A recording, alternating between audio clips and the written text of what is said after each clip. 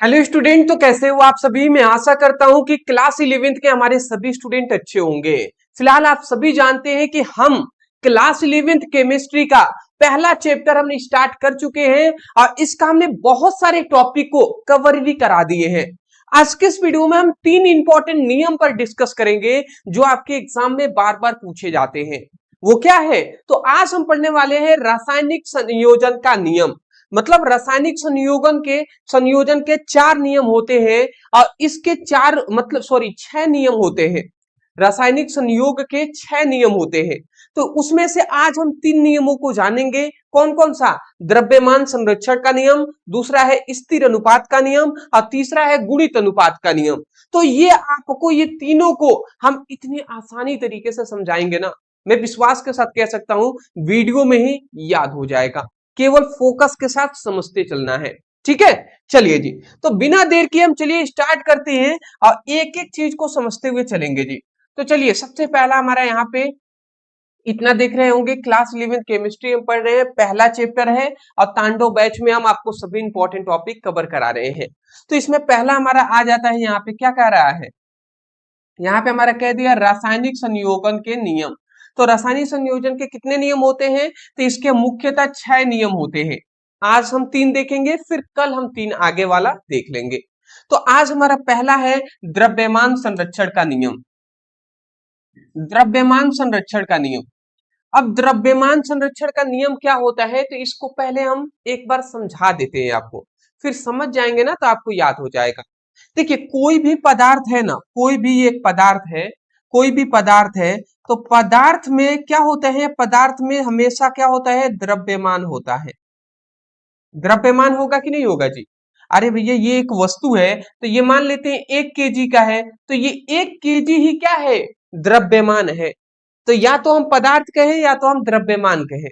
तो यहाँ पे द्रव्यमान संरक्षण के नियम में हमें ये बात बताया गया कि जो पदार्थ होता है, ध्यान से समझेंगे, कि जो हमारे पास जो पदार्थ होता है ना, जो पदार्थ होता है या जो द्रव्यमान होता है, उसको न तो हम नष्ट कर सकते हैं, न तो हम उसको नष्ट कर सकते हैं और ना ही हम उसको क्या कर सकते हैं, उत्पन्न कर सकते हैं। ठीक है, द्रव्यमान संरक्षण के नियम में हमें यही बात बताया गया कि पदार्थ को या द्रव्यमान को न तो हम नष्ट कर सकते हैं, ना ही उत्पन्न कर सकते हैं। अर्थात कहने का मतलब है कि जो पदार्थ होता है, जो द्रव्यमान होता है या जो पदार्थ होता है, वो अविनाशीय होता है। पदार्थ जो होता है वो अविनाशीय होता है। अविनाशीय का मतलब पदार्थ को कभी हम नष्ट नहीं कर सकते हैं, ये कहना था जी। कब? यहाँ पे द्रव्यमान संरक्षण के नियम के अनुसार हमें यही बात बताया गया। क्या बात बताया गया? तो ये द्रव्यमान संरक्षण का नियम जानते हैं कौन दिए थे? केमिस्ट्री के जो हम कहते हैं पिता जो है, फादर ऑफ जो केमिस्ट्री है, जिनका नाम है लेवोजियर या लेवेसिये भी हम कहते हैं। तो लेवेसिये ने ही ये नियम दिया था, द्रव्यमान संरक्षण का नियम। और उन्होंने क्या बताया कि द्रव्यमान को या पदार्थ को न तो नष्ट कर सकते हैं, ना ही हम उसको उत्पन्न कर सकते हैं, बल्कि पदार्थ जो होता है वो अविनाशीय होता है, मतलब उसका विनाश नहीं होता है। तो यही बात हमने लिखा है कि इस नियम के अनुसार पदार्थ को न तो उत्पन्न किया जा सकता है, न तो उत्पन्न किया जा सकता है और न ही नष्ट किया जा सकता है। अर्थात पदार्थ जो होता है वो अविनाशीय होता है। इतनी बात आप समझ के चलिए जी। तो ये इतना आपका हो गया।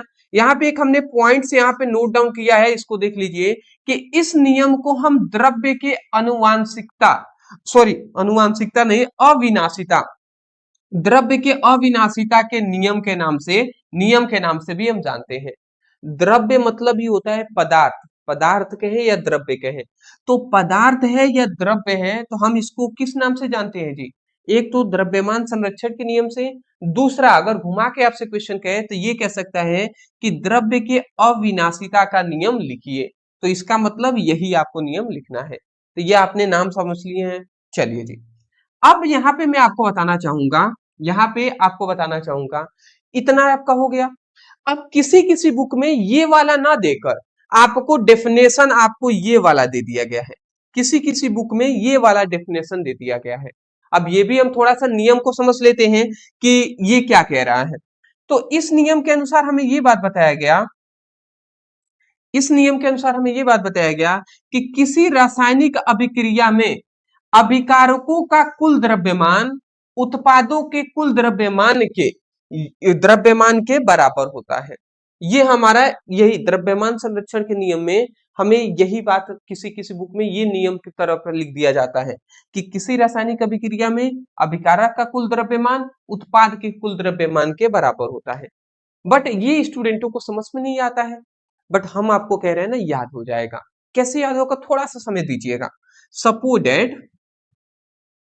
दैट एक हम आपको द्रव्यमान संरक्षण के नियम पे एक एग्जांपल हम देकर आपको समझाने का प्रयास करते हैं, ठीक है। जैसे एक एग्जांपल हम ले लेते हैं, जैसे कि हमने यहाँ पे सोडियम ले लिया और यहाँ पे सिल्वर क्लोराइड ले लिया। ये एक रासायनिक अभिक्रिया हम ले रहे हैं, तो सोडियम हमने लिया है और ये सिल्वर क्लोराइड है। जब ये क्रिया करते हैं आपस में, तो यहाँ पे ये सिल्वर जो है वो सोडियम से क्रिया कर लेता है, तो Na,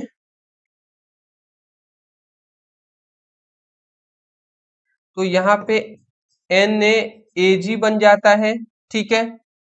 और यहाँ पे ये जो Cl है ना, सॉरी सॉरी सॉरी क्या हो गया, यहाँ पे ये देख लीजिए सोडियम जो है वो Ag और Cl से क्रिया कर लेता है, तो सोडियम पे हम जानते हैं धनात्मक आवेश होता है और क्लोरीन पर ऋणात्मक, तो सोडियम क्लोरीन से क्रिया करके यहाँ पे बना लेता है NaCl और ये जो Ag है ये बाहर निकल जाता है। अब ये एक क्या है जी, ये एक रासायनिक अभिक्रिया है, तो मैं यहाँ पे लिख दे रहा हूं ये क्या है जी, रासायनिक अभिक्रिया है, ठीक है। और यहाँ पे आप अगर देख रहे हैं तो यहाँ पे ये क्या है, इधर वाले को हम क्या कहते हैं जी, इधर वाले को आपको भी पता है कि इधर वाले को हम अभिकारक कहते हैं।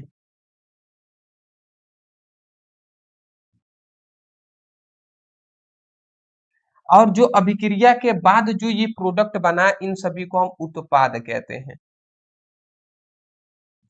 तो यहाँ पे इस नियम द्रव्यमान संरक्षण के नियम में कहना ये था ना कि कोई भी रासायनिक अभिक्रिया हो तो किसी रासायनिक अभिक्रिया में अभिकारकों का जो कुल द्रव्यमान होगा वो उत्पादों के कुल द्रव्यमान के बराबर होगा। तो इसको हम प्रूव भी कर लेते हैं। तो अगर सोडियम का द्रव्यमान कितना होता है जी, सोडियम का द्रव्यमान हम जानते हैं 23 होता है, अब प्लस एजी का कितना होता है, सिल्वर का 108 होता है और क्लोरीन का कितना होता है 35.5 होता है, ठीक है। अब इन दोनों को सभी को जोड़ लीजिए तो 100.5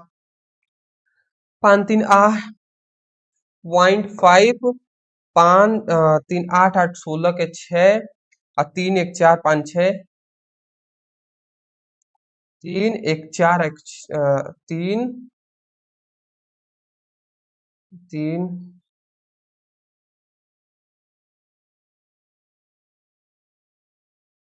3 2 5 और 1 6 और 1, ये हमारा इतना, अगर आप इन सभी को ऐड करके देख लीजिएगा 23 108 और 35.5 इन सभी को ऐड करेंगे तो ये हमारा इतना निकल जाएगा। तो ये क्या हुआ, अभिकारक का ये कुल द्रव्यमान है इतना। तो यहाँ पे इस नियम में कहना यह था ना कि अभिकारक का जितना द्रव्यमान होता है वो उत्पाद के द्रव्यमान के बराबर होगा। तो कैसे, अगर हम यहाँ पे देख लेते हैं तो सोडियम का कितना होता है जी 23 होता है, क्लोरीन का 35.5 होता है और सिल्वर का 108 होता है। अगर हम इन सभी को जोड़े ना तो इसका भी जो द्रव्यमान आएगा वो 166.5 आ जाएगा। तो देख सकते हैं आप, ये प्रूफ हुआ कि नहीं है कि अभिकारक का जितना द्रव्यमान है उतना ही उत्पाद का भी द्रव्यमान है। तो यही तो नियम में कहा गया था, द्रव्यमान संरक्षण के नियम में आप ये भी बोल सकते हैं कि द्रव्यमान संरक्षण के नियम के अनुसार किसी रासायनिक अभिक्रिया में अभिकारक का कुल द्रव्यमान उत्पाद के कुल द्रव्यमान के बराबर होता है। बराबर है कि नहीं जी, इसके इसके बराबर है ना, तो ये हमारा हो गया। तो आप ये भी बोल सकते हैं रासायनिक अभिक्रिया में अभिकारक का कुल द्रव्यमान उत्पाद के कुल द्रव्यमान के बराबर होता है। तो ये अगर आप चाहें तो ये बोल दें, चाहे ये बोल दें, और ये वाला आपको रिएक्शन जरूर लिखना है, इंपॉर्टेंट है जो उदाहरण आप जरूर डालकर लिख लीजिएगा।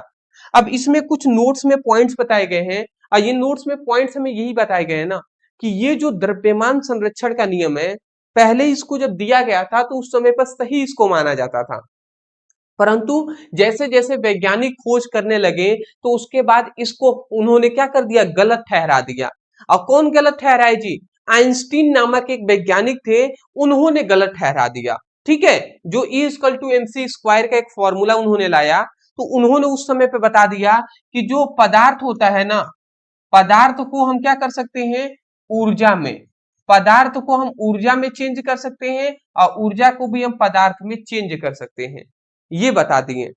अब पहले ये था कि पदार्थ को हम नष्ट नहीं, इस नियम में तो हम यही बताया गया ना कि पदार्थ को हम नष्ट नहीं कर सकते और ना ही एक रूप से दूसरे रूप में बदल सकते हैं, परंतु इसमें बता दिया गया कि पदार्थ को ऊर्जा में बदला जा सकता है और ऊर्जा को पदार्थ में बदला जा सकता है।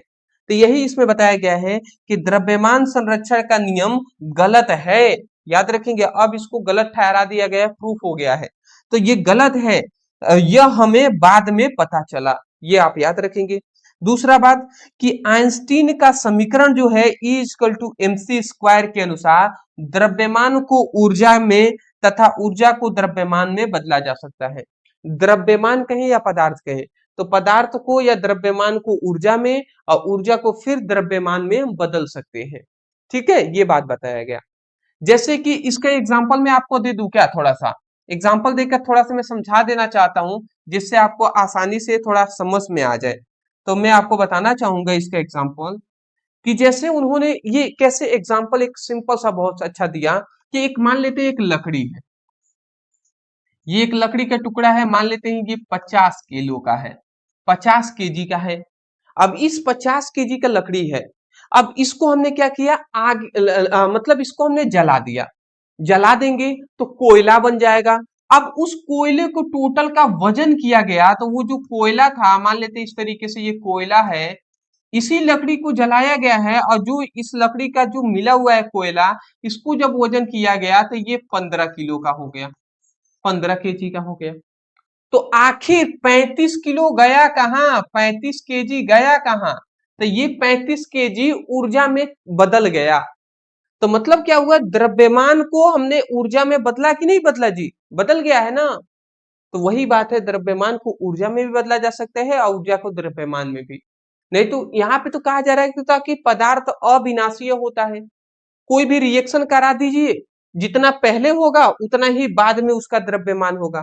जैसे यहाँ पे प्रूव भी किया गया है ना कि जितना पहले था रिएक्शन से पहले द्रव्यमान, उतना ही रिएक्शन से बाद हुआ है। तो ऐसे ही अगर हमने आग नहीं लगाया है, तो 50 kg का है, तो आग लगा दिए, जल गया, उसके बाद भी तो ये 50 kg का रहना चाहिए ना, बट ऐसा नहीं है, तो इसीलिए ये नियम फ्लॉप हो जाता है। सिंपल सा सबसे आसान हमने उदाहरण आपको समझाने का प्रयास किए हैं, स्क्रीनशॉट ले लीजिए। पहला नियम हमारा कंप्लीट होता है। आगे बढ़ते हैं दोस्त, आगे बढ़ते हैं बिना देरी किए। चलिए, दूसरा हमारा इंपॉर्टेंट यहाँ पे आ जाता है स्थिर अनुपात का नियम। अब स्थिर अनुपात का नियम क्या है जी, तो यहाँ पे हमने लिखा है कि किसी यौगिक को चाहे किसी भी स्रोत या किसी भी विधि द्वारा प्राप्त किया जाए, परंतु उसमें उपस्थित तत्वों का एक निश्चित भारात्मक अनुपात होता है। मतलब यहाँ पे यही बात बताया गया ना, कोई भी यौगिक हो, उसको चाहे कोई भी स्रोत से या किसी भी विधि से हम प्राप्त करें, उसमें जो तत्व होते हैं उनका एक निश्चित भारात्मक अनुपात होता है। जैसे एग्जांपल से हम समझाते हैं, जैसे कि मान लेते हैं H2O है, H2O क्या है जी, जल है। तो जो जल है ना, इसको चाहे हम नदी से प्राप्त करें और चाहे हम इसको नाला से प्राप्त करें, ठीक है, चाहे हम नदी से प्राप्त करें या नाला से प्राप्त करें, जो जल है उसमें हाइड्रोजन की संख्या हमेशा ही क्या होगी, हाइड्रोजन की संख्या हमेशा 2 होगी, ऑक्सीजन की संख्या हमेशा 1 होगी। ठीक है, तो इसका एक निश्चित भारात्मक अनुपात कहा गया है। भारात्मक कैसे निकालेंगे जी, तो हाइड्रोजन का संख्या कितना है, 2 है, हाइड्रोजन का परमाणु भार होता है, कितना परमाणु भार होता है, 1, तो ये हो गया। ऑक्सीजन का संख्या कितना है, 1 है, और इसका परमाणु भार कितना होता है, 16, तो 2 एकम में 2 हो जाएगा और ये 16 एकम में 16 हो जाएगा। तो ये क्या निकला है, हाइड्रो मतलब जल का जो जल में जो तत्व है, मतलब यौगिक में जो तत्व हैं उनका एक निश्चित भारात्मक अनुपात ये निकला है। अब इसको चाहे तो हम काट भी सकते हैं, 2 एकम में 2, 2 आठे 16। तो ये एक संबंधी जो 8 आया, ये एक निश्चित भारात्मक अनुपात है कि जल में हमेशा जो भारात्मक अनुपात होगा तत्वों का, हाइड्रोजन और ऑक्सीजन तत्वों का, तो वो एक संबंधी 8 होगा। ठीक है, ये बातें हैं जी।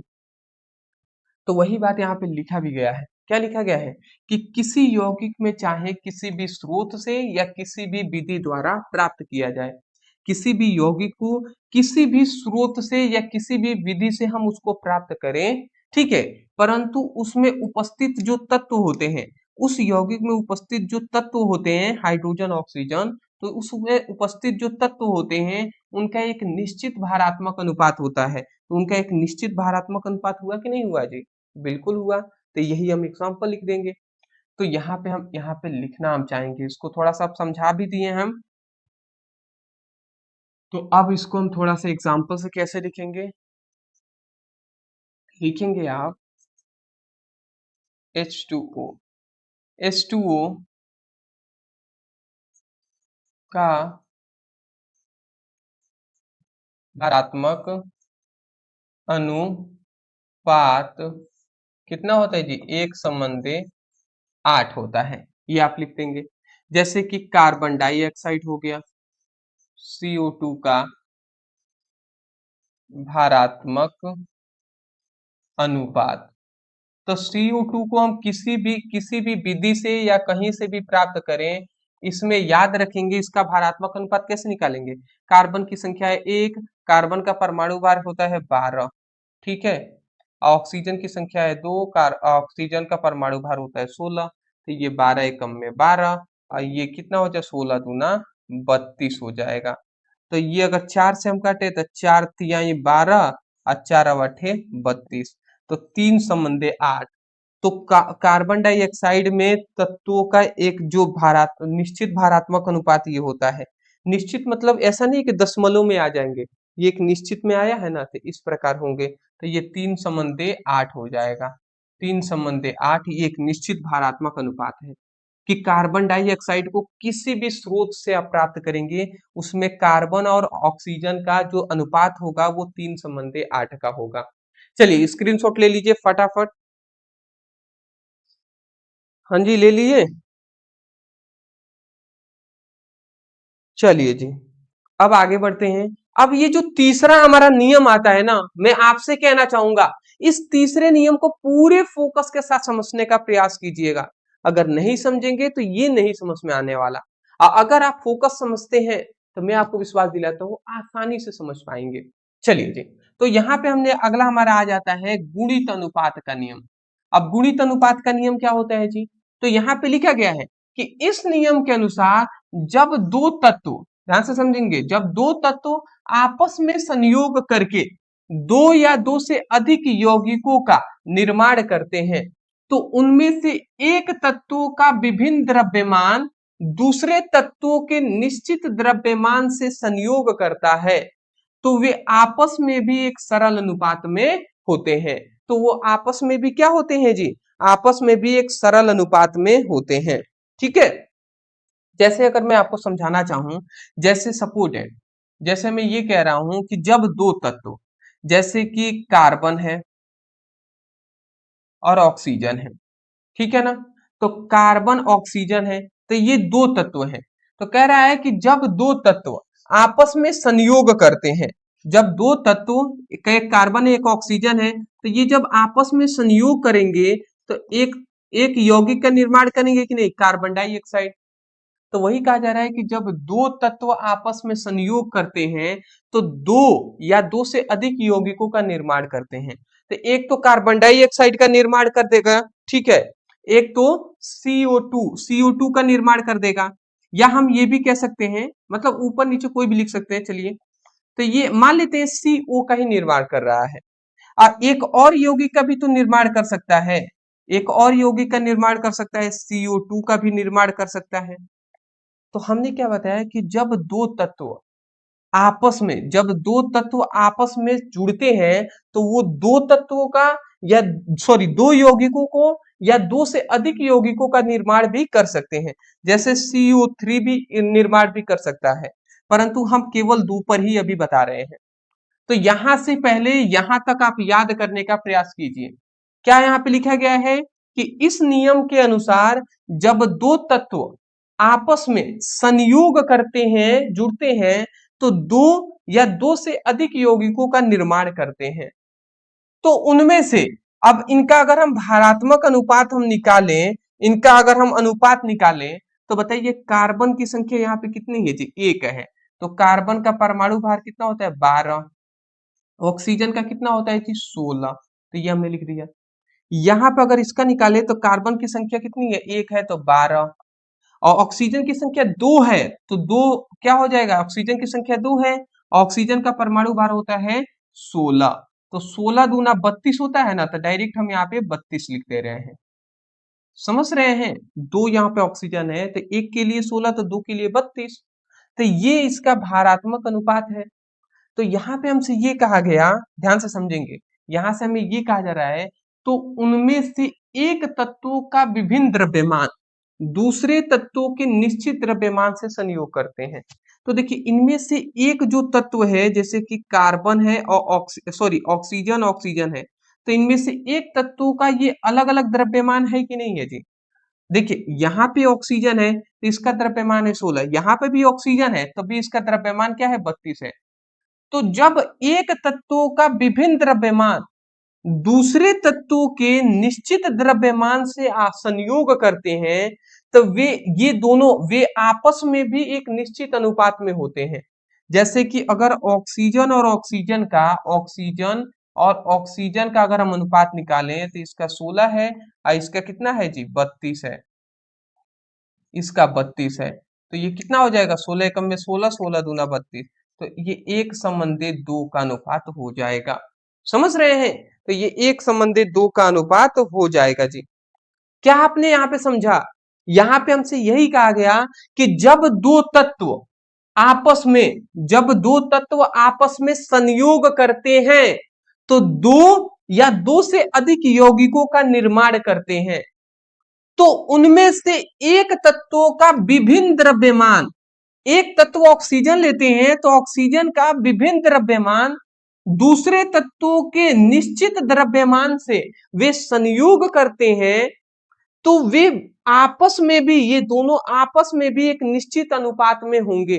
तो देखिए 1:2 के अनुपात में एक निश्चित अनुपात है कि नहीं है? तो अनुपात में है, तो वही लिखा गया है। तो उनमें से एक तत्वों का विभिन्न जो द्रव्यमान है वो दूसरे तत्वों के निश्चित द्रव्यमान मतलब इक्वल द्रव्यमान से संयोग अगर करते हैं तो वे आपस में सरल अनुपात में होते हैं। तो ये दोनों ना आपस में सरल अनुपात में होंगे।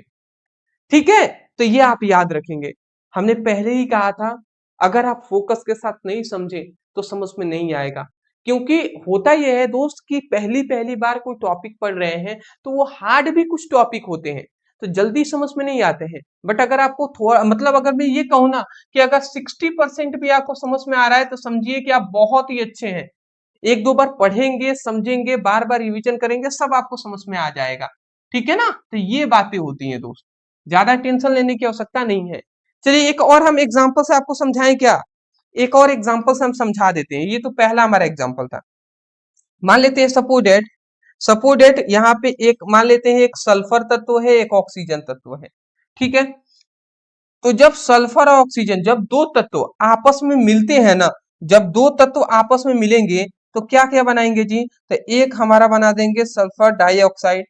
ठीक है, और फिर अगर मान लेते हैं सल्फर और ऑक्सीजन ये दोनों मिलते हैं तो सल्फर ट्राइऑक्साइड भी बना देंगे। तो ये दो दो यौगिकों का निर्माण कम से कम तो करेंगे। जब दो तत्व आपस में संयोग करते हैं तो 2 या 2 से अधिक यौगिकों का निर्माण करते हैं। तो उनका अगर अगर हम भारात्मक अनुपात अगर हम निकालें तो सल्फर, यहाँ पे देखेंगे सल्फर है तो सल्फर का भार क्या होता है? भार कितना होता है? परमाणु भार होता है 32। सल्फर का कितना होता है? 32 होता है, तो 32 हमने लिख दिया। यहाँ पे ऑक्सीजन की संख्या 2 है तो एक के लिए 16, 2 के लिए 32, तो ये हमारा 32 हो जाएगा। और 3 के लिए कितना हो जाएगा? 16 3 48, तो ये 48 हो जाएगा। तो यहाँ पे देखेंगे सल्फर है और ऑक्सीजन है, सल्फर और ऑक्सीजन है कि नहीं है जी। यहाँ पे अगर हम ये देखें तो यहाँ पे सल्फर है और ऑक्सीजन है। तो जब एक ही तत्वों के विभिन्न द्रव्यमान, देखिए ऑक्सीजन ही है ना, पर ऑक्सीजन का अलग अलग यहाँ पे द्रव्यमान है कि नहीं है जी, एक का 32 है, एक तो एक 48 है। तो जब एक ही तत्वों के विभिन्न द्रव्यमान दूसरे तत्वों के निश्चित द्रव्यमान से संयोग करते हैं ना, तो ये दोनों आपस में एक निश्चित भारात्मक अनुपात में होते हैं।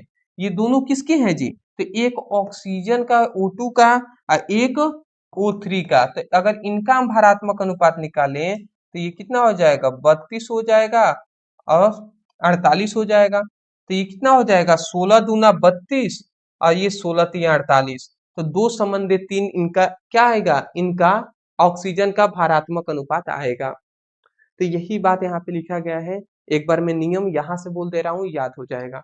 आप कहेंगे कि जब दो तत्व आपस में संयोग करते हैं तो दो या दो से अधिक यौगिकों का निर्माण करते हैं।